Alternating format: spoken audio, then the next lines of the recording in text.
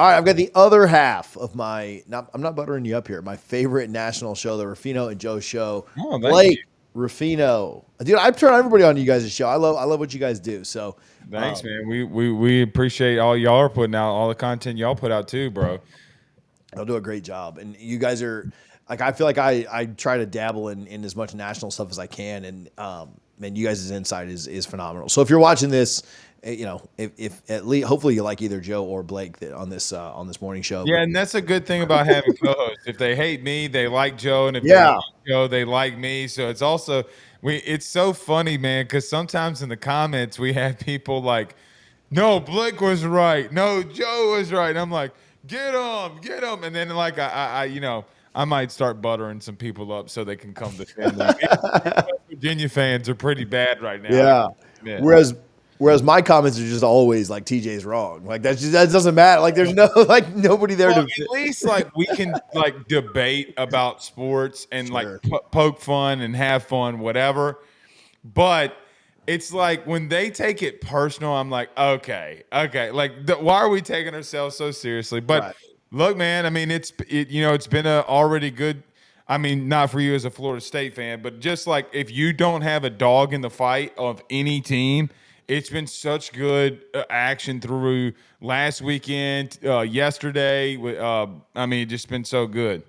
Yeah, I mean, even the Florida State, obviously you want the result to be different, but the game was phenomenal. Like the Yeah, crowd was Ireland looked crazy into it. Ireland looked awesome. Yeah, like you want to win games, right? Like that's why you play, Right. but it's hard to complain about anything but the result. So, um, man, LSU playing another one on Sunday. The Sunday Boys, Louisiana Sunday University, I think is what they may rename it. Has anybody coined that yet? Am I the first? Yeah, you Um, might have been the first to coin that. Man, we've never played on Sundays outside these last 3 years. I think what happened, TJ, in that, ironically, was LSU signed a contract with ESPN for these away games and these like neutral site games, and then ESPN being greedy, they just like, well, we want more primetime games, so we're going oh to move you yeah, to primetime on Sunday, and I'm like, Sundays too. Yeah, okay. I mean, it's a standalone. I mean, look, man, the crazy thing about it is, y'all saw this too. We saw it too on the LSU side. It's a big thing for recruiting, dude. Like, it's a yeah. massive thing for recruiting. So, I don't mind it. I get to watch all week one on Saturday and not be bothered, So then my team plays on Sunday. So it's gonna be fun, man. I'm pretty nervous though. Yeah, let's talk about that. Florida State on Monday. So I'm the same thing, right? Like you have two Right, extra days to try and avenge that loss. You're like, man, just play already. Like, let's right. go.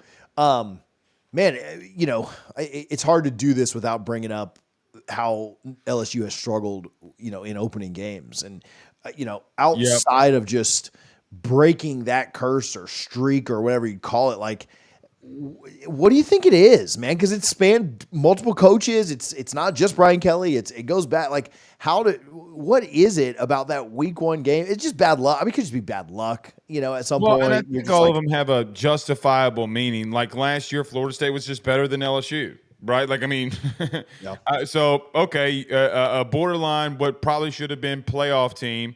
They would have been in there. I'm not trying to get in the argument with you, but you get what I mean. Like you lost to a sure. team that was better than you. The year before, I mean, TJ, you got 40 dudes from the portal. You had a roster of 39 scholarship players, and then you're going up against, a Florida State team that had been a little bit more established. And then they beat you because you can't block on a field on an extra point, right? I mean, like that in and of itself. And Jaden landed a 99-yard drive. Then you had the Orgeron debacles when they go, and that was what it was. I guess COVID just being a big deal for them. Um, I don't know. I mean, I think they're justifiable, but look, TJ, I've said it all off season. I'm not going to pull punches now. It's a must win. Yeah. I mean, not like for Brian Kelly, but like for a program, it's a must win because you can't go back on national television and primetime standalone and get beat. I mean, it just can't happen. And so I think, look, man, because if you win this one, you go 5-0, potentially going into Ole Miss at home at night. Then no telling what happens. So, little bit of justifying, but I mean, like, Not really in some sense too. Like fans are really like getting anxious about winning one week one. Yeah, and it's just that it's all the hype, it's all the momentum, it's all the upbuild of the offseason to literally just get kicked in the nuts. Like Florida Right. State, I mean, felt it this year, but the last couple of years you beat pretty good LSU teams. The year before that, they were a 17-point dog to Notre Dame, and they lost by 3 in overtime. And so, like, Right. I know that we hate the moral victory thing, but that almost felt like a win. It was like, oh well, we were supposed to get blown out, and we found a way to keep it close. And Right. to be in LSU shoes, it's time to get over the hump. And No so. doubt. USC, a team that underwhelmed last year. Man, they've got a lot of new pieces, and so it'll be Yep. interesting to see 2 new quarterbacks. And that quarterback battle, and what a lot of times things come down to. And I know it's not the quarterbacks battling; it's one quarterback against these DBs and one quarterback against the others. But who do you think has the edge at quarterback in this game?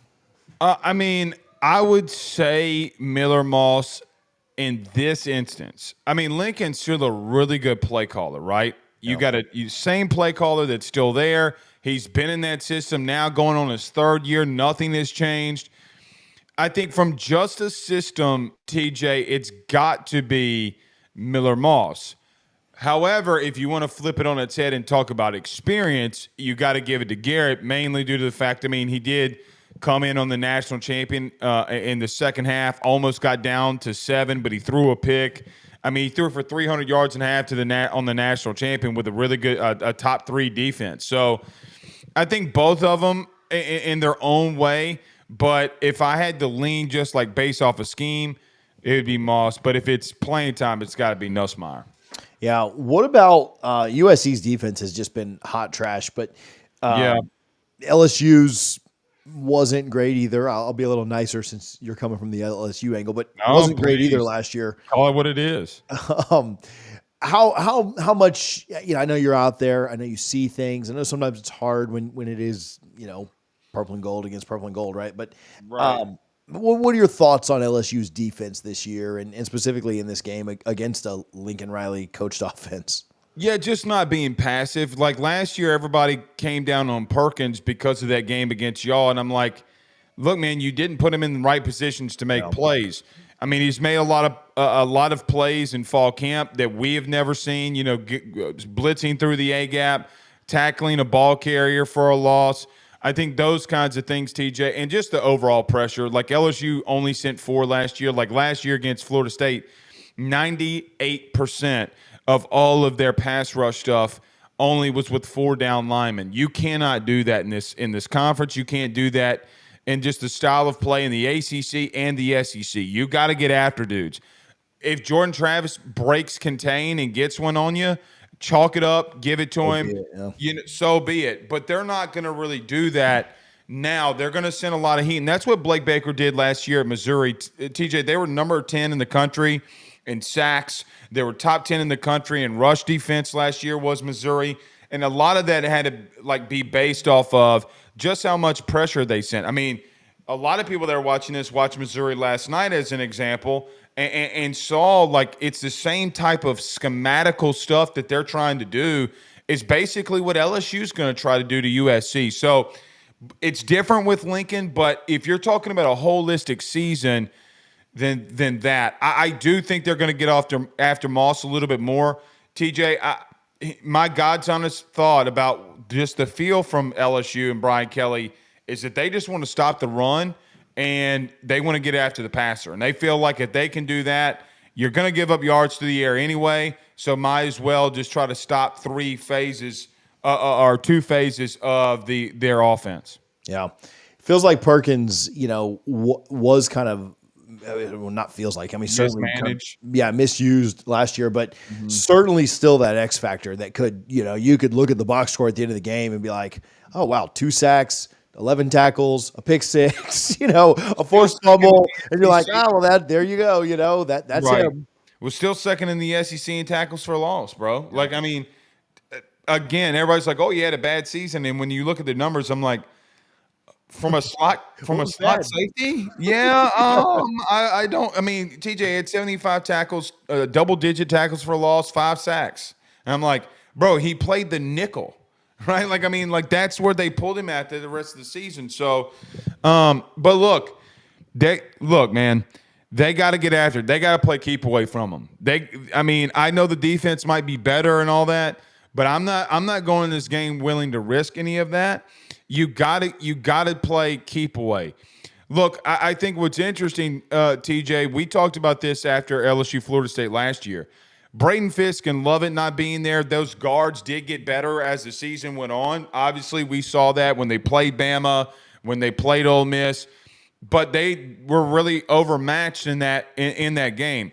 Look, you got 4 of your 5 offensive linemen returning with Caleb Jackson. You gotta run the football here. Yeah. And let Garrett get some, if they just want to go hurry up, keep the ball away from them. Let your defense rest. TJ, I did have somebody on staff tell me yesterday that the tablets on the sidelines they think is going to be a big deal for the defense, right? And I let's see how that progresses. I don't know if it will or won't, but that's how they feel. So I guess we'll see. Yeah, the first half of that Colorado game last night, I think Colorado was down a field goal, but had like 7 minutes of possession because they were just like bombing it down. And North Dakota State seemed pretty pleased to just, all right, yeah, we'll take our time. We'll wear your defense out. And, I don't know that LSU's going to have 23 minutes of possession in the first half, but certainly if you can win that battle and then start to lean on those guys, because I do worry about USC's defense and the physicality. I mean, I worry about them all year and the physicality of the Big Ten and what the trenches look like there. But LSU's got those kind of trenches too, right? And I don't know that USC does. And that's where I think if LSU can be patient and everything's not going to be 90 yards in a cloud of dust on one play, if LSU can be patient, I think they can wear USC down. Is kind of the outsider, like, really no dog in the fight. That's the way I see it. Hey, you might go into the half down 7. You might, but I think over the course of a game, if you take care of the ball, you should come out the better team. I don't mean this in a wrong way, but this was the comp that I gave LSU fans this week. You got to Georgia Tech it. Right? Like, you do exactly what they did. You do exactly what they did. And if you do that, look, it's going to be a complete difference because, look, Florida State wasn't trying to go, right? So that time of possession gets longer TJ, I think football is changing. I've talked about this ad nauseum sometimes. Look at the good programs and what they're doing, right? We just brought up Georgia Tech. I'm not saying they're a great program, but what was their style of play, right? You talked about the first half with NDSU and Colorado. What was their play? Yeah. What is Michigan's? What is Georgia's? What is Bama's in 2020? TJ, I think there's something to be said about the teams that we're seeing on the top getting back to that style of physicality. That's what I think LSU is going to try to accomplish. Can they do it? That's the ultimate. Can they do it? I think they can. Like on Thomas the Tank Engine, I think I can. But I don't know. I will say this about USC's defensive front 7, though, TJ. They might have not performed last year, and they didn't. Man, they got 5 top 100 recruits in there, too. Yeah. So I'm like, you know what, man? Like, I get it. What does DeAnton Lynn come in and do? The Pac-12 Defensive Player of the Year is now there. You got both safeties from UCLA, who, by the way, TJ, were 1 and 2 in tackles for a loss in the secondary last year. So, again, we look at LSU like, hey, can their defense be better? And I look at USC as an example, and I'm like, all right now. I mean, because you got some – I'm telling you, TJ, they got some playmakers on defense. I wonder how much their scheme change helps them. And that's what really worries me more than anything is that, look, I know what Lincoln's going to do. The fear of the unknown with DeAnton Lynn and these guys fears me more than anything. Yeah. In a best case scenario for LSU, certainly you'd hope that takes a little bit of time to get going and week 1 right against a Brian Kelly offense like that you could be able to move and it, maybe that catches up by week 3 or 4 for USC, not week 1. So, all right, do you have a lean in this? Do you have you done a score prediction yet? Do you have a range or where you at? I did it yesterday. 31-28. I pick LSU to win, but USC to cover. Yeah. I just can't get over, TJ, that the offensive line for LSU versus USC's defensive line. that's where I just can't get wrap my mind around. And if USC bullies you, then you got more you're gonna have some serious problems, man. Yeah. So that I go 31-28. And look, man, I think USC's a lot better than some people are giving them credit for. But by the way, one thing I would say. Special teams is a big deal in this one. That USC was number 1 in the country in block punts. They were number 1 in the country in net punt return yards. They were number 1 in the country in net kickoff return yards. TJ, PFF had them the number 1 rated special teams unit in the country last year. Lincoln talked about that this week. He said, listen, I run special teams. And it just dawned on me. And I'm like, wait, we keep going after this dude for so many other things, but they were in number 1 in every other category. And I'm like, Wow. bro, you better not let him get a DC. Hey, my thing is, think about the game against FSU in 22. LSU fumbles and muffs 2 punts. Yeah. Special teams make a massive deal. Yeah. Florida State blocks 2 kicks. Right. The winner. By the way, then the kid that blocked all the punts last year, the same kid's coming back. All 3 times that he blocks a punt, the very next play he went for a touchdown. That's how explosive USC can be if you're not paying attention. So, man, I'm as nervous as a kid that's sitting next to a hot girl in church. I'm just so nervous, dude. That's a great one. Oh man. So we're, but I do like that. I think that's Urban Meyer-esque, taking care of the special teams. I love that. Norvell in his opening press conference at FSU, and that's not necessarily what we're on. He mentioned offense, he mentioned defense, and then he talked for 10 minutes about special teams. He's like, we never had a kick return in Memphis. We'd never done this. I told him we're going to take a kick back this year. He said we took 5 back. And so man, coaches that really invest in special teams, that it's like the forgotten part of. I mean, you look at what they're doing in Gainesville, right, with special teams. They don't even know what special teams is in some places, and you're like, man, this is a big part of the game. Make sure you get your little thing on the sidelines where you can put numbers on them so people can count themselves. Oh my gosh, bro! Yeah, make that orange and blue. Can we get that customized in orange and blue, please? But Urban used to say, I hear it from Allie all the time. Urban used to say, block a punt, win a game. So yeah, no doubt. So Blake, where can folks find you? Where can they find more of your LSU content and national content? Yeah, Ruffino and Joe Show. We're live Sunday, Monday, and Wednesdays at 6 p.m. Central Standard Time. Just come to watch 2 Italians scream at one another on just a sport that they love, really. And then AYS Monday through Thursday, and then Saturdays on the post games. So AYS wherever you listen to podcasts. Awesome. Appreciate you, buddy. No problem. Thank you, man. If you enjoyed this preview, we did an episode this morning where we previewed every big college football game from this weekend. You can click the video on the screen right now to see the rest of them. We appreciate you guys for your support. Make sure you hit that subscribe button for College Football Addiction all year long.